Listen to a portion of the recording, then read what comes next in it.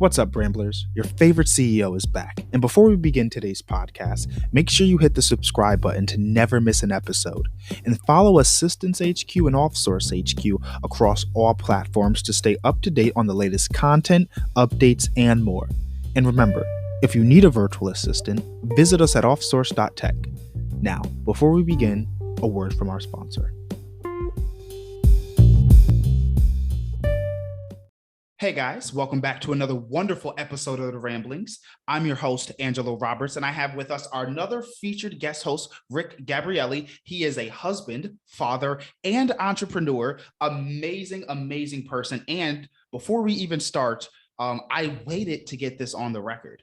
We had a bet over the weekend about the Buccaneers and Patriots game. He said 22-21 Patriots. I said 24-21 Buccaneers. Buccaneers win 19-17. Wow. I still call the win. Pretty close. That was really good, man. And you know what? I think, what was it, 19-17? Something like that. Yeah. So it would have been 20-19 Pats if that field goal had gone in and not doinked. That's how close we were. You know, life is about the doinks and the distance, the doink. They should have got the Ravens kicker. Have you had a doink today? Yeah. Oh, I was not expecting that. Did I have a doink today? I didn't eat breakfast. That's always a doink for me because I get like really tired like towards the middle of the day and everything, which kind of slows down productivity. So I definitely doinked on missing breakfast because I stayed up a little bit late last night and overslept, and so just went straight into meetings this morning. So that's how that went. But we're here to talk about you, Rick. Father, entrepreneur, husband, so many things. Crazy that you wanted me to introduce you that way. I want you to speak on that real quick. Why introduce you as father, husband, and entrepreneur? Well, my most important title, is husband and father, and that those are the two most important relationships in my life, is with my wife and my kids. And my values are all about upholding those people and elevating them. And that's kind of like my mantra. So everything I've done in the past 35 years has been for Carol, my wife, and then for Alex and Max, my sons. And it's just been it's been an incredible journey when you keep that at the center. I think that it really serves all the other areas of my life.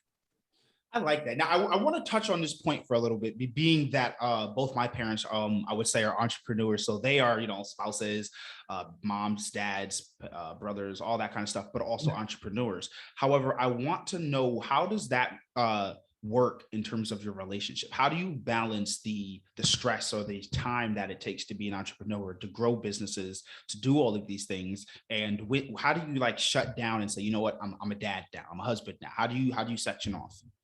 So for the first, let's see, I wonder, Alex is 27 now. So for about, we're together 35 years. So for the first 6 years of our relationship, I was working hard. I was a salesman at the time. And then when Alex was born, I started to think about, all right, well, I got this son now, so I have to try to, find more time for him. And it was really hard because I thought that working harder and accumulating and achieving was the answer to being a good dad. And that's the example I saw. My dad was a hardworking, earning type guy. And but as I begin to figure out a little bit more about life, I read this quote. I think it was Deepak Chopra. I'm not sure, but some of your listeners and watchers will check it out. Maybe it was him. And it goes like this: when I was young, I did everything and accomplished nothing. In the middle of my life, I did less and accomplished more, all with the hopes that someday I would do nothing and accomplish everything. So I'm going to be 60. So now if you take this journey with me, you'd see that every year of my life, I've tried to do less and have, in fact, accomplished more. So I'm the guy who doesn't work as hard as everybody else. I don't take as much time for work, although it appears that I might, because people see me up at all hours of the night, sending emails and messages. But it doesn't mean that I don't sleep when many of you are awake and working. So, Mhm. but I also, this summer is a good example. I took a lot of free time, but I actually accomplished a lot of things in the various businesses and projects I'm working on. So I take a lot of pride in trying to do less and accomplish more. And sometimes the universe conspires in our favor, and it actually gives us more opportunity and more amazing people to work with and leverage us. So I have to give a lot of the people around me, you being one of them, I have to give people around me credit for elevating me. So in some ways, a lot of the work I'm doing right now is really giving, and it's bringing more to me. So it sometimes brings more abundance to us when we give to others more. And, I'm a great example of that. I like that. Now, I want to talk on that entail of being the entrepreneur.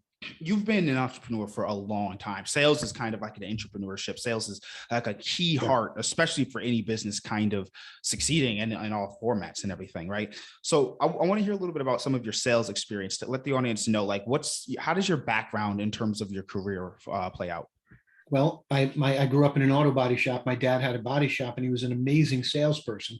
So I actually got to see presentations and really making an amazing business presentation in a business which normally didn't have that kind of reputation. Right. So he changed the paradigm of how to offer this type of service. My mother was an Avon representative, so she was actually Mine too. Mine was an Avon products. representative as well. Mine was for 55 years. My mother was an Avon lady from right when I was before I was born to maybe 7 years before she passed. She was like 85 when she stopped selling Avon, Mm. and she passed at 92. God bless her, about 4 years ago.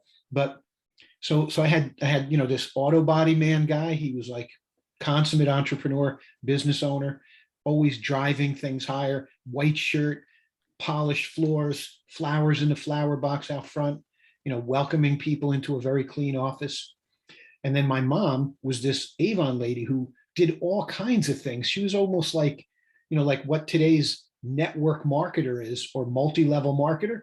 Mhm. Back in the day, she was, giving out samples and promoting and really elevating and upselling. She was incredible. And I was working side by side, packing those bags and bringing them to the front door for 10 cents. And I was the delivery boy, and I had the Avon in my room. Oh, that's So I grew up with two parents, both doing their own thing and trying to generate, interest and promote whatever. So I saw this. My first job in sales was in the copier and fax business. So it was in office automation, pure cold calling. It was brutal. Cut my teeth in that. Then I went into advertising, Wall Street. And then on December 10th of 1997 at 7 o'clock in the morning, I left Wall Street to, kind of move on from that, working for someone else, to Mhm. become an entrepreneur full time. Now, hold on. I don't mean to interrupt you. I'm sorry. Why does that date ring such a hard bell for you? Like, how is it that specific? Well, because there was something that happened in the environment that I was working in that really prompted me to move on from, working for someone else, and then say, you know what, I'm going to be my own boss from now on. The culture shifted, and I moved on from that business into, at the time, my sister married a dentist, and I've been in this family dental spa and wellness center for 27 years, but it's an entrepreneurial role inside that business. So I've been able to create, and some may call that an intrapreneur, working in someone else's business, but I've been able to not only create a new paradigm in dentistry, but develop a wellness lab, if you will, in that business, to be able to do other things in our own, not only for the dental spa and wellness center, but also as like a wellness playground for me and Carol to experiment with marriage, relationships, electromagnetics, energy healing, this type of thing, and really creating an environment where self-care was at the front. And so I've been an entrepreneur in the wellness industry, and you and I met through Master Networks. So we continue to foster that education, service, and community-minded. That's a lifestyle. Right. Now, you have been in marketing, I guess, then for some time now, decades, if you will. You've seen the trend of how things have gone. I want to hear, like, how have you stayed on top of, or how do you ride the trends of what's popular or what is an effective marketing strategy? Well, I think that there are two things in my, my mindset of marketing. There are two Mhm. things. There's the people relationships, which are thousands of years old. So that has never changed since the, first marketers, 10,000 years ago. So talking to people, communicating with people, sharing, educating, whether you want to call it selling, marketing, whatever it is, there's usually two people involved. So that never changes. That's thousands of years old. Right, Having a right. relationship, fostering a connection is always going to be the same.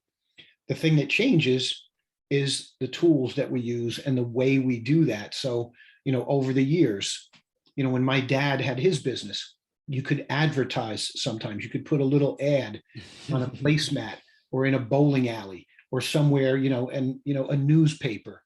And then my mom would advertise by dropping an Avon catalog in a mailbox and somebody, or going to church and dropping the catalogs to the people at church. So, there was a little more hand to hand marketing in those days. So you did it by advertising.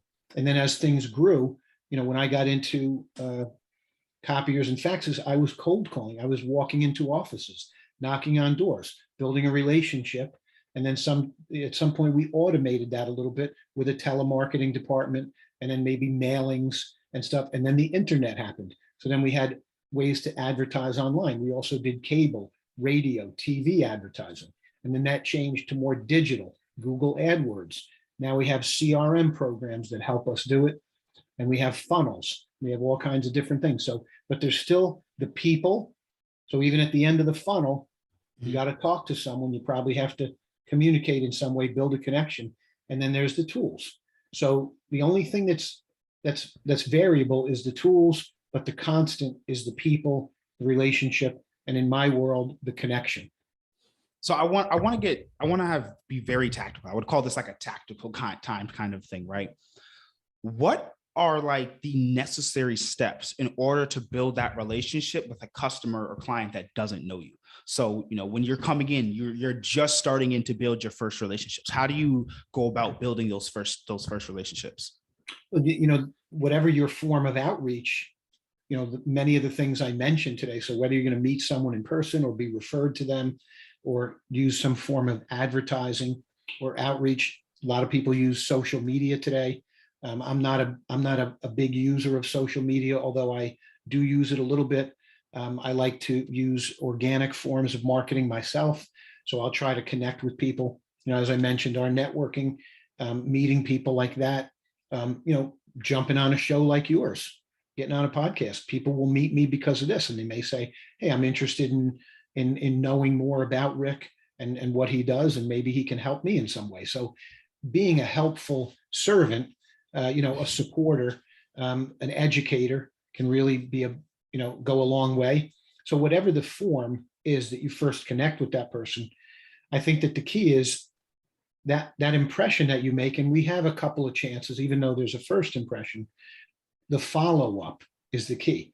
So Right. many times if I meet someone and I just, make whatever that first impression, that first entree is, a lot of times it's me asking about them. But if I forget to follow up and call them again or message them again or reach out to them again, shame on me. I'm losing the gold in that potential. So it takes some sort of follow up. You've got to reach out again. Hey, how are things going? How can I help you? Did the last thing that I sent or messaged or shared have an impact on you in any way?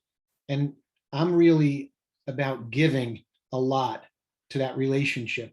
I've done it both ways. I've done it, because I was forced to do it in my early sales career, to make it all about selling something or closing. We used to always say ABC, always be closing. So I was groomed in the early 80s in a traditional sales education, which was very closing oriented, very Right. transaction, very hot list oriented. How many people are you talking to? And then breaking it down to those numbers equal blank, find out your presentation ratio, your closing ratio, it never felt good to me. I always kind of felt misaligned in that environment. I was looking for a more organic, loving way to do business, even to the point when I was an early entrepreneur, I would spend a lot of time servicing my customers. Some of my managers would say, we have a service department for that. What are you wasting your time servicing customers for? You're supposed to be selling. You're supposed to be getting presentations and meetings. But I wanted to support them. So I would go above and beyond, show up at their office at night, go after 6 p.m., sit with them and talk. But I also got more referrals when I did that. So I realized early on in my sales career, it was about relationships. And then as I grew more into the wellness field, I realized it was about connection. And so I'm all about energy, value, and meaning, and creating connection so that that can foster, a future relationship. Right. Now, we have a question that had came in. I figured that we would be bust ample to answer this. I'll let you go. You're a guest first. So the question is, how do you go from a stable income to an unstable income when becoming an entrepreneur? So I would assume that they're referring to having a job of sorts and then going to not having a job, trying to be an entrepreneur. You going first. I guess you're best to answer this right now. Well, so I did it both ways. Mm-hmm. On December 10th of 97, I was a Wall Street recruiter making good money. When I left that job that morning, I had no job. I had a wife, a mortgage, 2 car payments, and a 3-year-old at home. Wow. I had no income, no job. I went home. I got my little box, got on the train and went home. And my wife was there with my 3-year-old holding up a sign. Welcome home, Daddy. We believe in you. We love you. You can do it. I grabbed that sign, tears in my eyes, went and sat at my desk at home, put it up on the desk, and I went to work. And I never stopped since that day to commit to being an entrepreneur, to doing the things I needed to do, building another company. It was like this. All of the entrepreneurial endeavors look like this. Some days you win, some days you lose. The one thing that I had going for me was I had a fire that was lit by those experiences working for other people that never went out. It's burning brighter than ever. And I had this perseverance and this faith, the willingness to keep going, even if I failed for days and months at a time. I never stopped working for myself and my family. Ultimately, I just knew that I could never be that person again. And that kind of kept me going. So I do not recommend this. So anyone I've coached over the years, when they say, hey, I'm ready to quit my job and become an entrepreneur, I say, how can you become a better version of yourself in that job while you're building that secondary gig? So I hear me loud and clear. I am not recommending for you to do what I did. I'm recommending for you to stay in your job and deal with it until the last minute and then leave. Double dip, if you will. Stay in your job while you're building your side gig, nights and weekends. I did that too. So I'm recommending you stay in your job way beyond when you want to take that leap.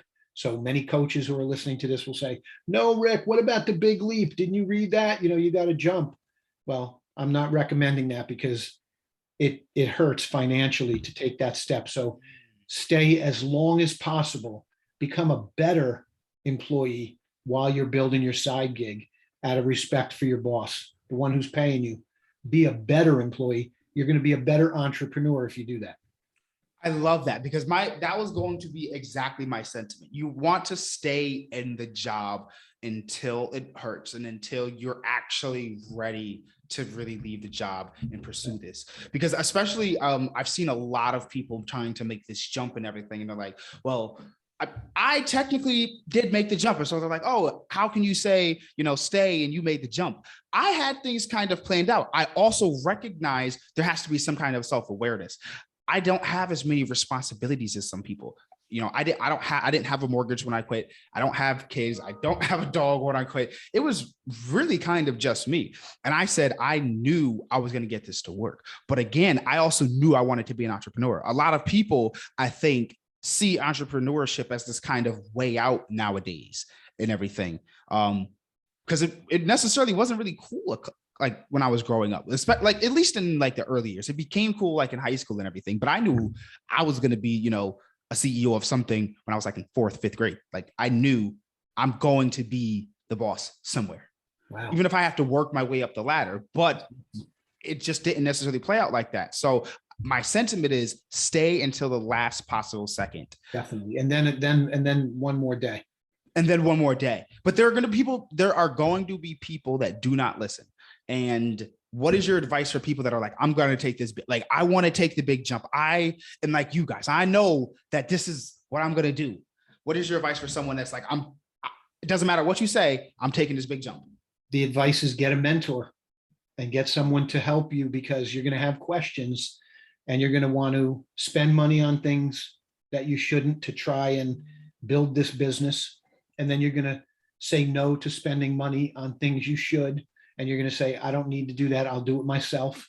And you're probably going to be wrong more than you're right. So you probably shouldn't spend the money on the things you want to, and you should spend the money on the things you don't think you need to. So that's why a mentor or someone who's been there can actually make it a shortcut for you. So why take the long road? Again, I was one of those guys who said, I don't need any advice. I just know what I don't want. I don't want to feel like I did working for other people. I want to feel like I have freedom, but freedom is not free. It costs a lot and it's very painful sometimes. And I'm not saying I didn't learn a lot from it, but I think when I think about where I am at 59, I think I could have been here at 49 or 39 had I had better mentoring or listened to other people. So I was one of those gunslingers who just said, I don't care what anybody else says. I'm just going to do it. So it is not for the faint-hearted. It is absolutely not. Because I think, especially if you go all in, it comes at the cost of sometimes relationships, especially in the very beginning when it's No doubt. have to work, a 9 to 5, and then you're working 5 to 10 afterwards, and then you got to get sleep and everything. It can come at the cost of relationships. So you had to take that jump when you had 2 relationships on the line. How did you manage the relationship aspect of still being an early stage entrepreneur? Well, I have to say, Carol, my wife, is very unique. And as a marriage coach, I spent a lot of time navigating in these relationships with clients who were struggling with having a partner, significant other, or spouse who didn't agree with the decision. When I quit my job with no income, my wife made a sign for me welcoming me home. Not everybody does that. So a lot of partners are are not aligned with this decision. So please check with your partner ahead of time. They may not want you to do this, and it could cost you your relationship. So in my case, my wife has been there every step of the way. So I would think if I had to pick one thing that was going in my favor, it was having Carol say, I believe in you every day. And she's a very conservative person. So some of the ideas I've gone to her with are insane. And she said, go ahead and do it. I think it's going to be great. And, we've failed 90% of the time, but that 10% was enough to keep us where we are. We just had our 33rd wedding anniversary, October 1st. So, each day better than the last, and we're still going strong. And, that is amazing. We're not even at the halfway point yet. So, okay. I don't really talk much about relationships, I guess, as much on the podcast, but I do want to get your point from you being a marriage counselor and coach and all of that, as well as an entrepreneur. What is the secret to 33? What is your secret for 33 years of marriage? Yeah. So in my work as the marriage boss, one of the things that I talked about was finding the gifts in your partner. So as an entrepreneur, we tend to be out in the world, like doing something, making something happen. So as you mentioned, that can cause us to ignore these important relationships. Maybe we're not putting enough time into our spouse, partner, significant other, or our kids, or our family life. Why? Because we have to go out there and slay the dragon every day. Mm-hmm. I did just the opposite. I put my time and effort into Carol, and I put a lot of time into finding her gifts. And I call it uncover, cultivate, then celebrate the gifts in your spouse or your partner. As a guy doing that, that made her feel comfortable about what I was doing. And then she supported it. But because she's smarter than me in so many areas, she gave me that knowledge along the way. So I was out there, digging a trench as an entrepreneur. And every time I put the shovel in the ground and went like that, she would say, oh, you know what, maybe if you dig to the right a little bit, and on this next, go a little deeper with the shovel. And then, so I was getting some guidance as I was taking this journey. I was not blindly going out there and just acting like a gunslinger. I had this amazing partner looking out for me. So instead of her saying, this guy's an idiot, he's a crazy man, he's risking everything, she's like, all right, if he's going to do that, I might as well guide him a little bit and act like a partner in this, journey, as opposed to a naysayer. So for those of you out there who have a partner who is very supportive, congratulations. But there is a way to help that, and that's by asking for the guidance, trusting the other person, looking for their gifts, because that will help you along the way. Because we're on the same team, right? Supposedly. So if I'm using those gifts, and by doing that, I was uncovering my own gifts. And that's the key to a successful relationship. Now, it's the key for you. Now, did you see this beforehand? Like, I feel like that has to be like a preface kind of question, right? Like, if you were in the dating process, in the dating pool, right? Did you kind of get that feeling of she's going to be supportive? Well, I actually felt when I met her that not only was she the one for me, I felt like she was my wife the night I met her. And I didn't even have a date yet. I just met her and I was like, that's my wife.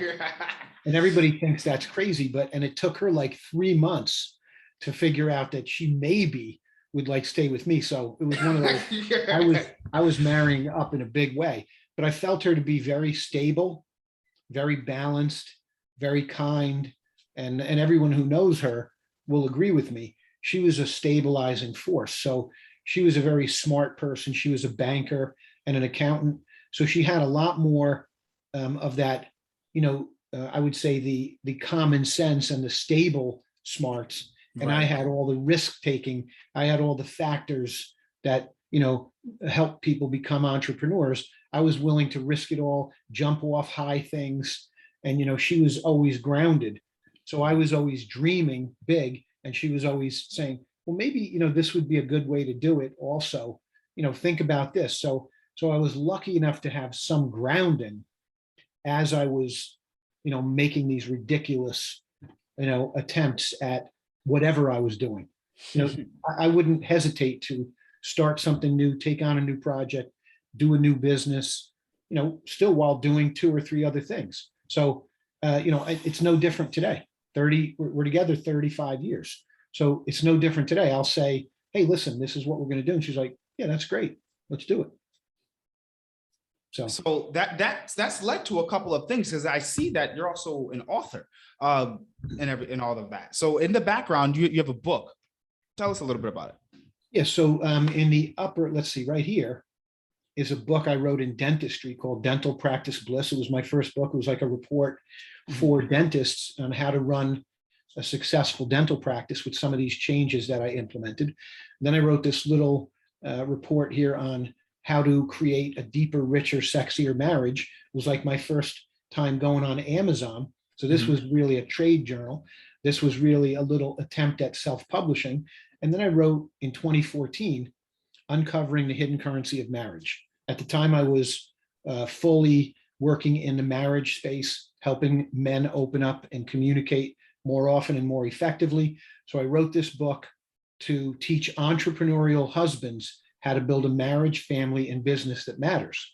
It's kind of after my own journey, told a family story on how I got here. That was that book. And that kind of set me on a course of not only speaking, but teaching and educating in the marriage space, really kind of related to wellness. And then in 2020, in the pandemic, we wrote The Currency of Connection. Carol and I co-authored that. And that is a book which talks about how to create more energy, value, and meaning in your life and the lives of others. So selfishly asking, as someone who may or may not want to write a book in the future, what is that process of writing the book like? Like, take us through the steps that it took from the idea of the book to the completion. Yeah. So from the first book to the third book is about 11 years. So when I first decided to write a real book, I signed up for some courses and, paid money to learn how to write a book. And at the end of the courses, I had no book.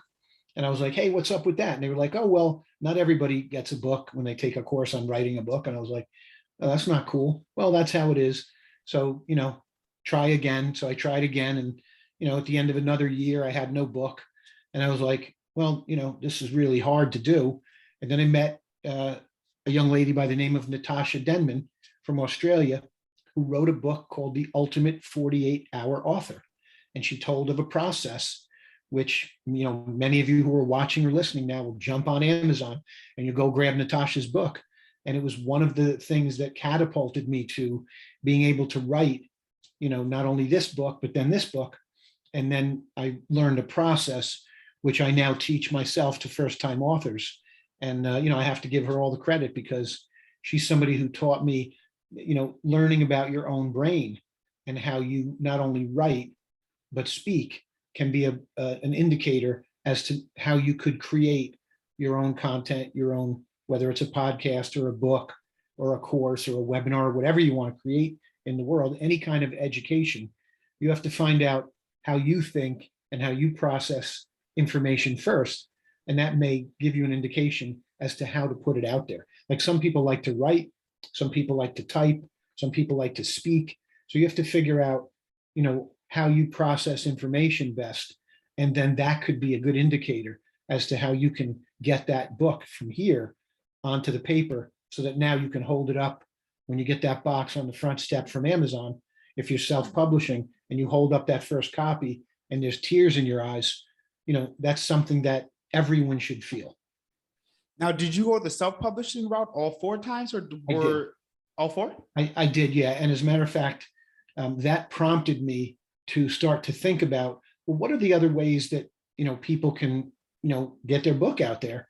Because so many of us who self-publish, we think that's the end of the journey, but it's only the beginning of the journey of now marketing and selling that book. So we just started a publishing company in 2021 called Three Fathers Publishing, which we're working on building right now. So we're now going to start publishing these books, republishing them again under that imprint. And, I have some friends who are authors and some clients who will be also publishing under our imprint. So we've taken it another step. So now we're going to be able to, jump into that arena.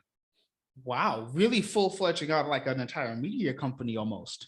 Yeah, it's just me thinking about things that I need to do. So I think if I need that, other people might need it. And then that's how we just start businesses. It almost is like a natural progression I see, because starting as like sales, then moving into marketing and then specific marketing. And now you're writing books and now marketing those books and now a publishing company, which can kind of go into the media empire. Yeah. And I had a podcast in 2012 called The Marriage Boss. I have one now called The Road Ahead Cafe with 2 partners, Frank Vandenhorst and Peter M. Fellows. And we're having a lot of fun with that. As you know, the podcast can be a lot of fun, can also be a lot of work. So any kind of media, any kind of publishing, any kind of content is a lot of work. So by no means is this easy, but it's just another avenue to satisfy that thirst for creating things, being involved in more things, obviously creating potential streams of income. Not everything I do makes money, but I can say that everything I've ever done has made an impact either on me or someone else. Sometimes it makes a negative impact and that causes you to leave it and say, that didn't work, let's shelve it. Or sometimes, like when I did my first podcast, I didn't know as much as I do now. So in creating this next one, it's way better, way easier, way more fun. And it's just, so doing things twice sometimes is, that's magical too, because you get to learn. Wow, I remember failing at that once.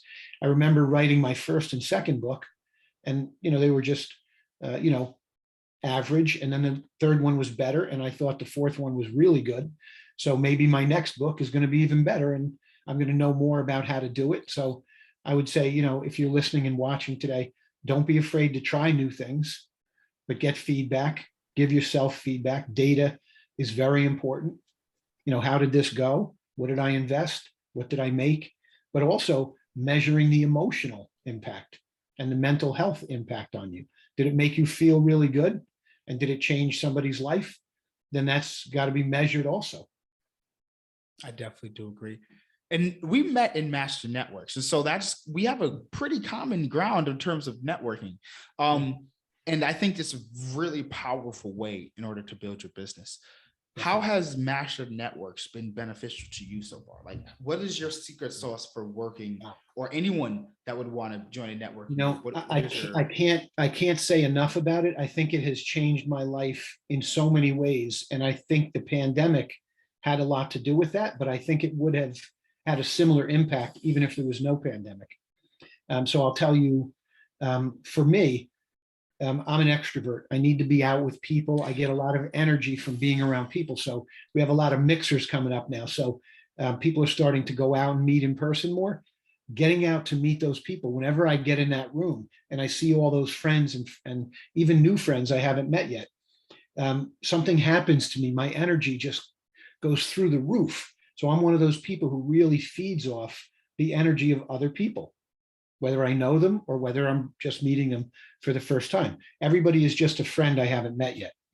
So I get really excited about that. And so Master Networks gave me the ability to meet a lot of great people. Now, what's unique about this group and this family and this model that Chaz Wilson created and that Tina Campbell fostered here in this region is that somehow the model of Master Networks and the focus on building relationships and connection really resonated with me. And so I was able to do something in that community that I wasn't able to do in other groups that I was a part of. I was able to, use love and connection and warmth to build relationships, and felt that back. And that gave us the common ground, the fertile ground to plant the seeds of education, service, community, and business. That was like nothing else I ever did. So, in the past few years, being a part of this community, it gave me an opportunity to find purpose in addition to people, and then of course profits.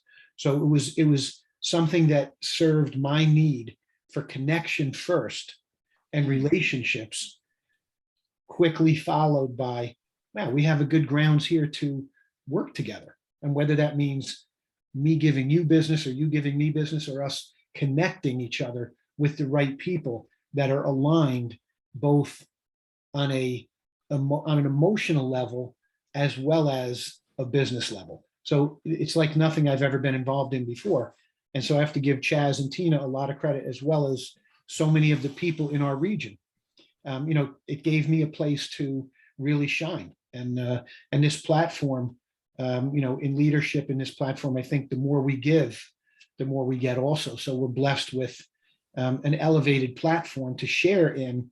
And, there's a formula here that is both highly engineered, but also very much divine. So there's two things coming together. There's a process and a model which has met with a very high blessing. When you bring people together to do good in the world, there's no limit to what we can do together. That's the key part, to do good. I think I firm believer in that anyone doing anything good long enough always wins in the end. Always 100%. So before we actually have to get you off, we always love to ask for like a key piece of advice, right? And I want to make it specific and tactical for this particular one. What is your special sauce? What is your advice for anyone trying to market their company or their startup?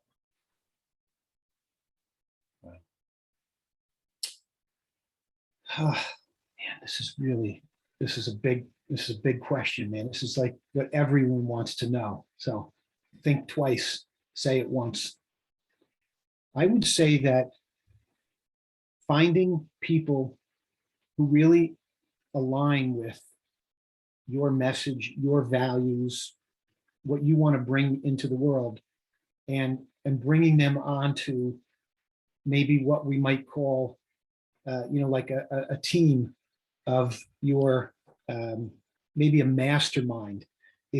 Get some people around you, maybe 3, 4, 5 people who will tell you what you don't want to hear, and then tell you what you do want to hear at the same time. So they'll give you some criticism, but constructive criticism. They'll give you some praise sometimes, a little bit of each, but they'll be there for you to ask questions and to be kind of like your core team. So because so many of us are solopreneurs, we don't have this. You don't have to pay for it, but it could be someone that you really trust. You align with them. You feel a sort of a kinship with them. Find 3, 4, 5 people who you really vibrate with, and just bring them onto your board of directors, if you will. And that can help you market your business, because you can't always see, what you don't know. And so that core group, they're not always going to tell you what you want to hear. So you want a little bit of a mix of, they'll tell you the tough things and then they'll tell you the good things. And that balance will be enough for you to market your product. So don't go alone. That's the best advice. I absolutely love it. So before we officially get you out of here and everything, where can we find you on social media? How do we contact you? Give us the details. Well, I would love it if you all went to rickgabrielly.com, and I'm sure you'll find a way to spell my name. You can see it right here, rickgabrielly.com, and you can contact me through that. I'm on all the social media, but also I would love it if you checked out the Road Ahead Cafe podcast. It's the roadaheadcafe.com. The link will be in the description. Click on that. It was absolutely a wonderful episode. Thank you for joining us today.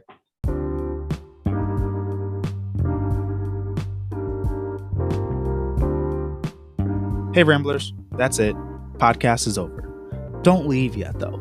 If you enjoyed today's episode, make sure to like, share, and subscribe to the podcast, and follow us on YouTube at OffSource HQ. We'll see you next time.